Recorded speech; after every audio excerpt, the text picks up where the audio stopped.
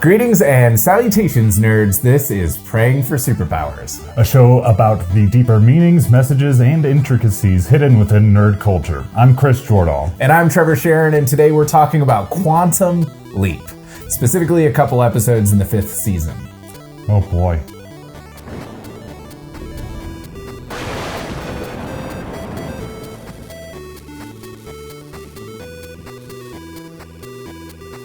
So you may recognize Chris as not being Peter. Yes. Though he is Chris Jordahl and Peter is Peter Jordahl. Of Jordahl fame. Of Jordahl fame, the Jordahl family. It's like the McElroy family, but very much less known. Very, very much. Peter is still out on paternity leave, and Chris has graciously come into the studio today to record a few episodes. Graciously accepted the spotlight that I hate. Okay, so Quantum Leap. Yes, the intro is and very 90s music. Very 90s. And then it goes, Dr. Sam Beckett, theorizing that one could time travel within his own lifetime, steps into the quantum leap accelerator and vanishes. He awakens to find himself in the past facing mirror images that are not his own, and driven by an unknown force to right what once went wrong. I had this memorized. I'm impressed you're remembering so much. It was my favorite show as a kid.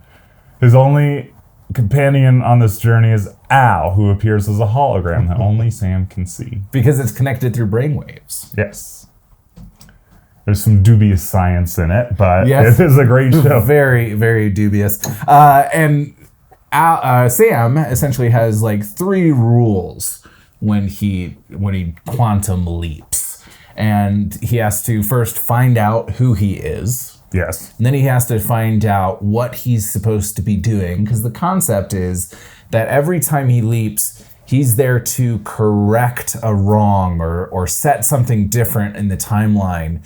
And so, that could be stopping somebody from completing suicide or causing 2 people to get together or trying to prevent an assassination. All of these things are kind of what he has to do. Some are sillier than others. Oh, absolutely. Some are pretty deep, and some are not. I was watching in one episode this morning in season 1 that has him going back into a body of a female during, I don't know, it's kind of an indiscriminate time period, really. Yeah. But I think it's maybe the 90s, and she's a secretary, and he in this woman's body is being harassed by this executive guy, and he says, like, hey, you're sexually harassing me. And his response was, I don't know what that is. I don't know what that is, but I'm okay with it. You want to show me? Yeah. And so there are definitely some heavy punches, especially in retrospect. Yes, throughout the show. There are. Yes. And that I know what episode you're talking about. That one, another secretary says, "Oh, he's gonna leave his wife for me," and he doesn't. Classic. Yeah, and so very much a commentary on the times and the workplace behavior of those people. It never shied away from doing some really cool stuff. There's not to be macabre, but there's an episode about a lynching. Where he shows up as part of the KKK, right? Yeah, he shows up as part of the KKK and he needs to stop a lynching. There's an episode where he jumps into the body of a recent rape victim, and it goes through the whole legal process, and he gets acquitted. But at the end, Sam Beckett totally kicks his butt, hard. So, which is kind of a common theme. Like, if he's given the opportunity to seek vengeance, he typically does right before he leaps into the next person. Yes, he does.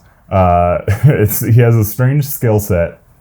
He's a physicist who has a black belt in some kind of kung fu. and also is a wonderful singer. That actually was in his contract that he needed to sing in a certain number of episodes. That's amazing. I didn't know that. We wanted to talk a little bit today about 2 episodes in particular. So throughout the series, all of the episodes are based on pretty benign and unhistorical events. So, we don't hear any real history throughout the show, and which is intelligent because that way, like, there's not this necessity to correct the timeline to something and we know what's supposed to happen because it happened in real life.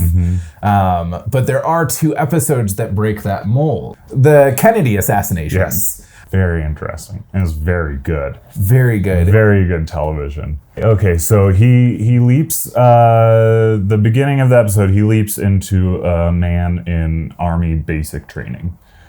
Sometime in the late 50s, he leaps into this man. And he, doesn't know it's any different. But then he hears someone behind him yelling, Oswald, Oswald. And he finds out he is Lee Harvey Oswald.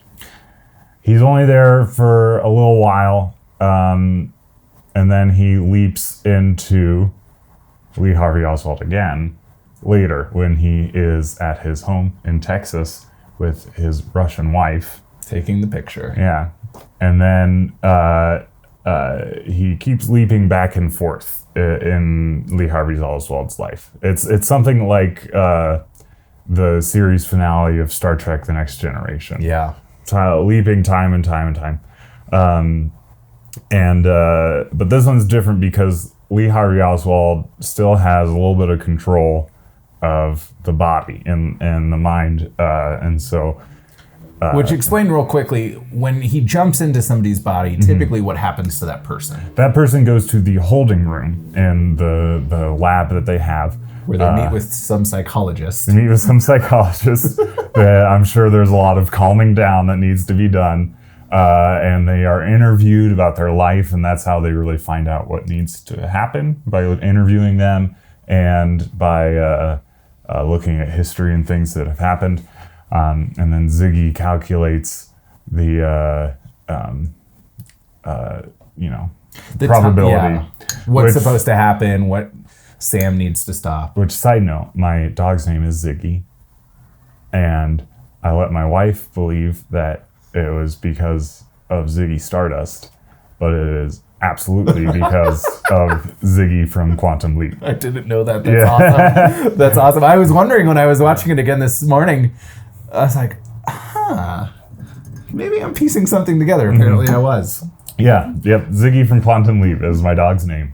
So normally they would go to Ziggy and they'd go through this interview process. Yeah. But Lee Harvey Oswald is different. He's still there in the holding room. But somehow they kind of mesh. And so this is actually, I think, the only time in the series where we actually see the holding room and what's going on in there, and Al talking to Lee Harvey Oswald. Which, by the way, the actor who plays Lee Harvey Oswald, it's probably one of the worst performances I've ever seen in my life. But it is golden. It is hilarious. But they somehow fuse, and so sometimes in the holding room, like, Sam comes out and talks to Al and stuff, and then sometimes in the world where Sam is controlling Lee Harvey Oswald's body, they fuse and he's not really in control anymore. You could almost call it quantum entanglement. Sure.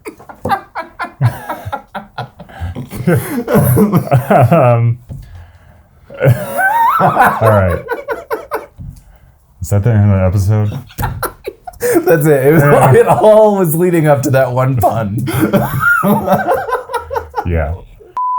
At the end of the episode, Sam is very torn up that he cannot, that he was unable to save John F. Kennedy. But then Al comes to him and says, "Why are you so bummed?" And he says, "I couldn't do it. I couldn't control the body. Lee Harvey Oswald took over." And he says, Al says, part of the show is that Sam has a Swiss cheese memory. That's what they call it. Lots of holes in it. Doesn't remember all of it. He says, your Swiss cheese memory, you probably don't remember. He got Jackie too, but you saved her. And so he did his job. Which is a very interesting play on the timeline. Chris and I did an episode in the first season, I think, on time travel. And we'll probably have to do another one as we start to explore it more often. But it's an interesting way to look at the timeline of like, oh no, you fixed that. And that's why. And then thinking all the other episodes, we know the history that happened, that he made. And so Sam becomes a historical character in this sci-fi show, which is, I always really enjoy clever time travel in that way. Yes. That's simple. It's very simple. Yeah. They don't get too much into explaining everything. No, that it happens. does this good balance of we're going to be real serious about this, and then we're going to crack a laugh. Yeah, it's an early '90s TV show. They don't think they would have held an audience. I think it really keeps about the same level of intent and maturity as Wings. Okay, sure. Like, it feels pretty similar. Yeah, I get that. I can see that. Yeah. Well, and what's interesting, so the writer of the show was in the Marines and was in basic training with Lee Harvey Oswald. And it was I was watching an interview and he was talking about around that time, communism was the ultimate evil. And so he found Lee Harvey Oswald in this like section of the camp, and he was reading this book, this communist book, and then started talking about these communist ideals. And everybody, and he, the writer, was going around and saying like, why are we letting this guy do this? Why are we letting this guy train as a Marine? Like, he's part of the ultimate evil. And the phrase that the writer remembers everybody saying about Lee Harvey Oswald was, don't worry about him, he's harmless. And I think from a psychological perspective, that stuck really hard with the writer, because later on when he found out what had happened and that it was in fact the same person, I'm sure there was a lot of guilt and a lot of remorse of, okay, he wasn't harmless, and probably some deep vulnerability, which is a theme of these episodes, that somebody who was harmless could do something so harmful and so impacting to the world. And it was they wrote this episode in response to the movie JFK, which was all about conspiracy theories and some pretty out there ones. But they wrote this in response to that. And I have not made up my mind on the JFK assassination. I know that there's some conspiracy theories that are way out there. Like beyond out there. Which I don't think is true, but maybe there's something more to it. But they wrote this in response to that as like a rebuttal to all these crazy conspiracy theories. And I think especially in retrospect, so the show came out in the 90s, and in the 2010s we've had all sorts of mass shootings and the same types of killings, but not towards politically powerful individuals. And I'm even thinking about the Las Vegas shooting and thinking about how solo that individual was in the process, and how much impact and how much devastation they were able to do. And I think especially if we look back at the 50s, 70 years ago, from what we've experienced in the past decade, something like that would have felt so extraordinarily outside of the realm of possibility. Whereas I think that if the JFK assassination happened today, there would be so little conspiracy theory because it would be like, of course one person could do that. Of course one person did that, yeah. Of course we forgot about this one vulnerability. And I think that's the one thing that I thought was really powerful about the show, because ultimately Sam is not able to stop the assassination. He leaps from Oswald right as he's about to pull the trigger, and then lands on the security guard who jumps onto the motorcade. Yeah.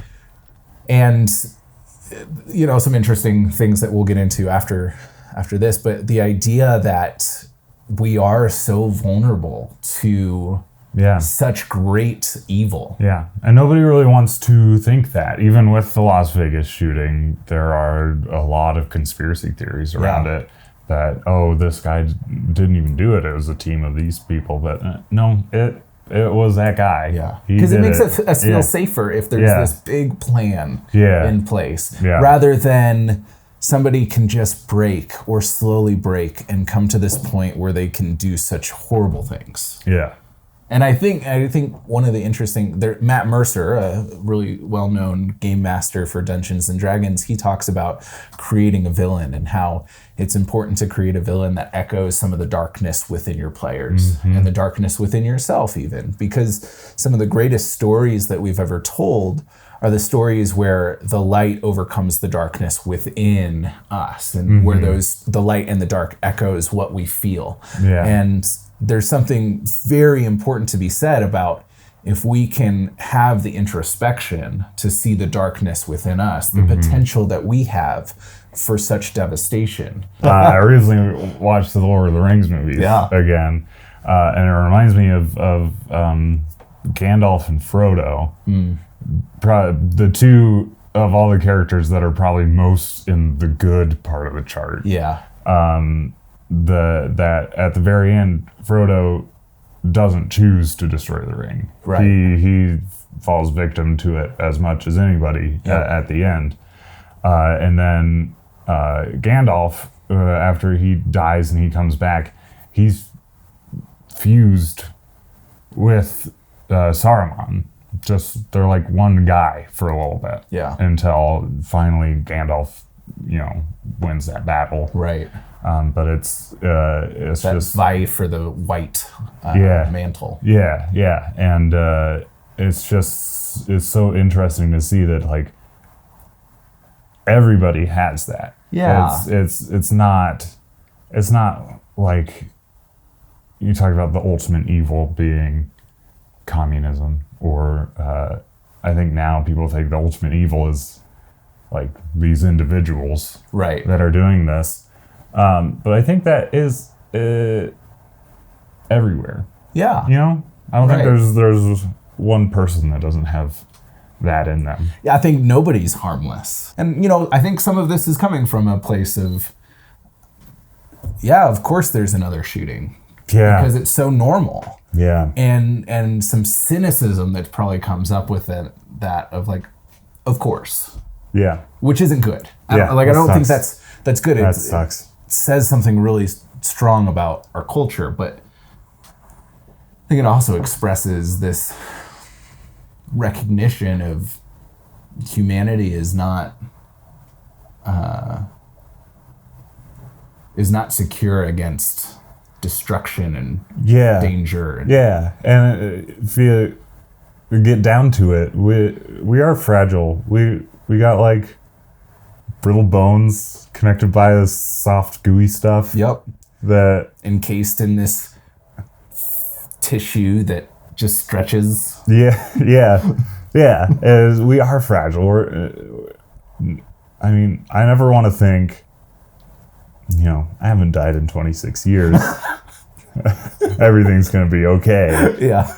As I don't want to think that. I actually recently downloaded an app on my phone that tells me once a day that I'm going to die. Huh. It sounds... How nihilistic. Yeah. It sounds macabre. It's not. They give a cool quote about mortality and stuff.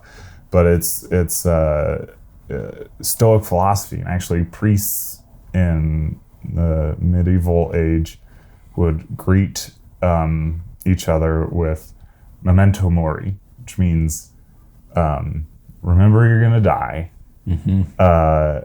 And I think when we're not remembering that often, a reminder's going to come along. Yeah. And is going to suck. And if you think about it, I mean, reflect on yourself as a child.